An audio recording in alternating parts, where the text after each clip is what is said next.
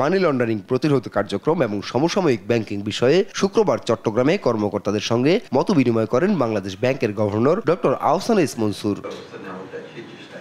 পাচার হওয়া অর্থ ফেরত আনা বাংলাদেশের জন্য একেবারেই নতুন অভিজ্ঞতা জানিয়ে গভর্নর বলেন, বিভিন্ন দেশের সরকারি প্রতিষ্ঠানের সঙ্গে আলোচনা চলছে এবং মিউচুয়াল লিগ্যাল অ্যাসিস্ট্যান্সের বিষয়ে চিঠি পাঠানো হচ্ছে। পাশাপাশি বিভিন্ন ল ফার্ম নিয়োগ দেওয়ার পরিকল্পনা রয়েছে সরকারের। আমরা মিউচুয়াল যেটাকে এমএলএ লিগ্যাল অ্যাসিস্ট্যান্সের ব্যাপারে আমরা চিঠি পাঠাচ্ছি। আমরা বিভিন্ন ল ফার্মের সাথে কথা বলছি, তাদেরকে আমরা খুব শীঘ্রই হয়তো হায়ার করব।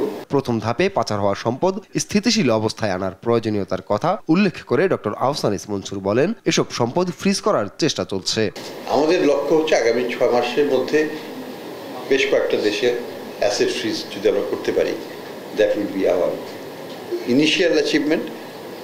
ফ্রিজ হওয়ার পরে তারপরে যেটা হয় যে কোর্টের থ্রুতে যে কয়েক বছর লেগে যায়, একটা মামলা মোকদ্দমা ইত্যাদি হওয়ার পরে তারপরে অ্যাসেটটাকে হয়তো ফেরত আনতে পারবো। সরকার এমন ল ফার্মের সঙ্গে যোগাযোগ করছে যারা কার সম্পদ কোথায় আছে সেটা খুঁজে বের করে। এখনই এসব ফার্ম থেকে সহযোগিতা পাচ্ছেন বলেও জানান গভর্নর। তবে কাজটা সময় সাপেক্ষ ব্যাপার বলেও উল্লেখ করেন তিনি। হয়তো 2-3 মাসের মধ্যেই আমরা নন ফুডটাকে দ্রুত কমতে দেখব। নিউজ ডেস্ক, দেশ টিভি।